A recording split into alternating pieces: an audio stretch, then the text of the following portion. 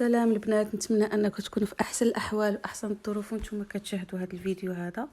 اليوم غادي نحضر معكم واحد البساطلات بالحوت اللي بواحد الشكل اللي هو مختلف، اللي هو بريستيج. تقدري تغيري الشكل ديال البسطيلات بصفه عامه وسهل، ماشي صعيب يعني الشكل باش انك تحصلي عليه.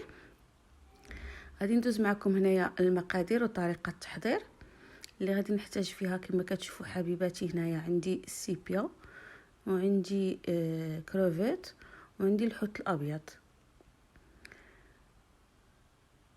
عندي 250 غرام ديال الكروفيت وعندي السيبيا تقريبا اكثر من 250 غرام، وعندي شويه ديال الحوت الابيض اللي كان عندي في الثلاجه. عندي شويه زيت الزيتون، عندي الحامض مصير، وفي العطريه عندي الخرقوم، حبه كحله اولا الابزار، الهريسه، وعندي المعدنوس اللي غادي نخلطهم كاملين في هاد الغرفيه هذه. كما كتشوفوا معايا خلطت زيت الزيتون مع العطريه مع المعدنوس، وزدت عليهم الليم مصير اولا الحامض، وغادي نزيد هنايا شويه ديال الملحه.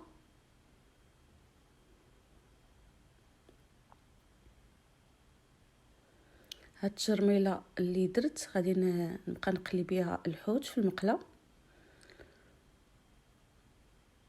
كما كتشوفوا معايا. خلطها مزيان، وغادي ندوز هنايا معكم باش نزيد واحد شويه ديال بودره الثوم كذلك.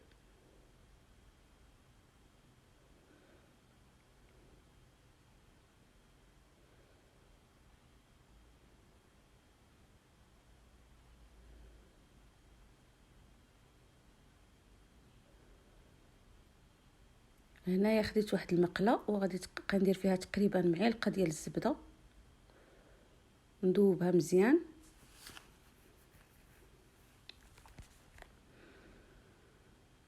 وغادي نبقى ندي شويه من ديك الشرموله اللي صاوبت ونديرها في المقله ونقلي بها. كل نوع ديال الحوت غادي نقليه بوحدو.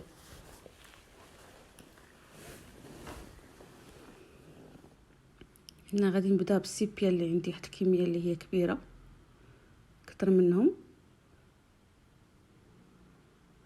وغادي ندير له الشرموله.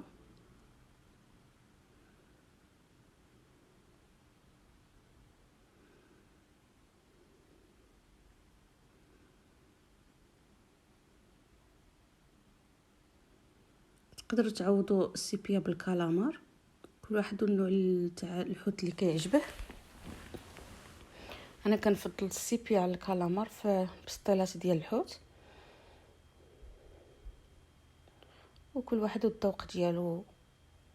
هنا عندي القشور ديال الكروفيت اللي كان عندي في المجمد، غادي نديرو في هاد الكاسرونه وندير فيه الماء باش غادي نسلقو مزيان هذاك القشور، ومن بعد غادي نصفيه وغادي نطيب فيه الشعريه الصينيه باش داك يعني داك النكهه ديال الكروفيت اولا الريحه ديالو كتعطينا واحد المذاق، واحد اللذه في الشعريه الصينيه، يعني كيختلف المذاق ديالها، ما كيبقاش عادي.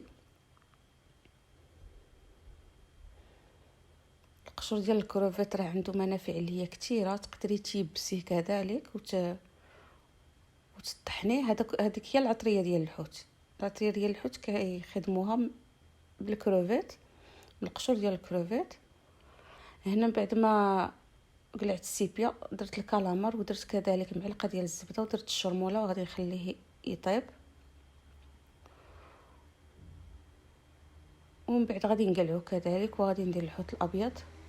انا كانت عندي غير كميه قليله ديال الحوت الابيض كانت عندي في الكونجيلاتور، نتوما الا كانت عندكم كميه كثيره مزيان ديروها.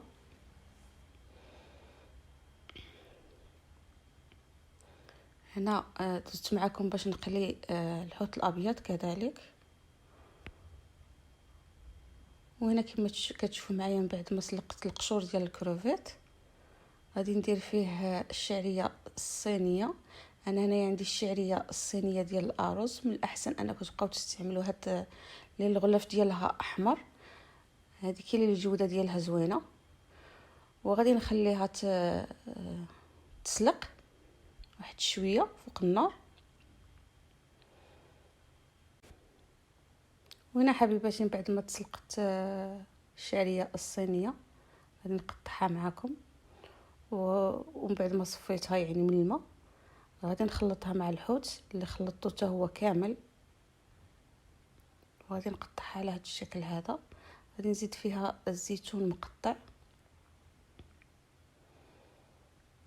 كنقطعها وكنشوف يعني لما بقاو دوك طوال الشعريه الصينيه بقات يعني عاد باقيه طويله كنزيد نقطعها. انا عندي نص كيلو ديال ورق البسطيله، غادي نقطعو الى قسمين وغادي ندخل الاخر في الميكا باش ما ييبش، لحقاش الا ضربوا الهواء كييبس. وغادي نغطي غادي نغطي الجزء الثاني. غادي نوريكم هنايا الشكل والطريقه ديال هذا البسطيله اللي كتجي على هذا الشكل هذا. كنجي للوسط وكنجمع بحال شي بابيون، ومن بعد غادي نجيب الجوانب منا ومنا وغادي ندير وحده فوق وحده باش ملي ندير الحشوه ما تخرجليش في الوسط.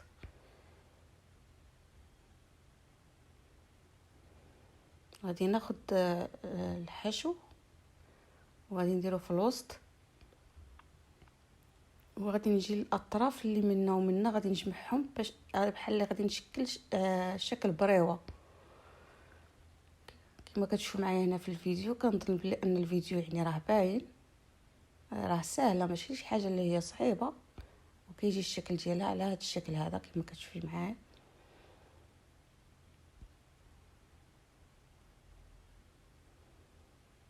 غادي ندوز باش نوريكم واحده اخرى. كما قلت لكم كتجيو للوسط، ماشي الوسط اللي مقوس، الوسط اللي قطعناه يعني جاي الطول، وكنشد في الوسط وكنطلعها على شكل بابيون، وكندير الورقه واحده فوق واحده من اللي نجي ندير الحشو باش ما يخرجليش الحشو من الوسط.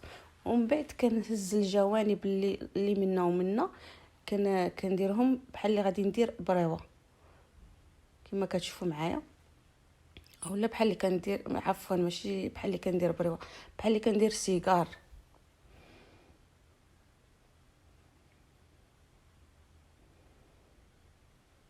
هذا هو الشكل.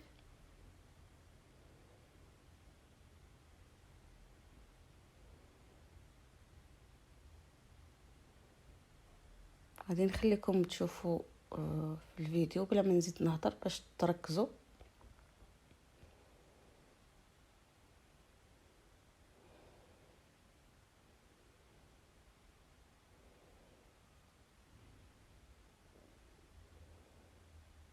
ودائما الورقه ديالي كندهنها بالزيت دائما، لحقاش الورقه كتجي شويه ناشفه، وكنقطع لها الاطراف ديال اللي كيجيو يابسين في ديك الدائره من نجي مدوره كتجي شويه يابسه، كنقلعوهم كنقطعهم. هذا هو الشكل ديال البسيطلات ديالنا. غادي ندخلهم للفران. غادي الاول غادي ندهنهم ببيضه وصوص صوجا اللي خلطتهم مزيان، وغادي ندهنهم مزيان. عاد غادي ندخلهم للفران عادي. الفران غادي نشعل عليه من التحت حتى كيطيبوا من التحت، وكنهبطهم باش يطيبوا من الفوق. هذا هو الشكل النهائي ديال البسيطله ديالنا اللي بشكل مختلف كيجيو على هذا الشكل هذا. نتمنى الفيديو ديال اليوم يعجبكم، ونتمنى انكم كتستافدوا معايا فيديوهات اللي هما في المستوى. وما تنساونيش بالدعم ولايك وتبارطاجيو القناه ديالي مع الاحباب والاصدقاء ديالكم. وشكرا لكم، والى فيديو جديد ان شاء الله.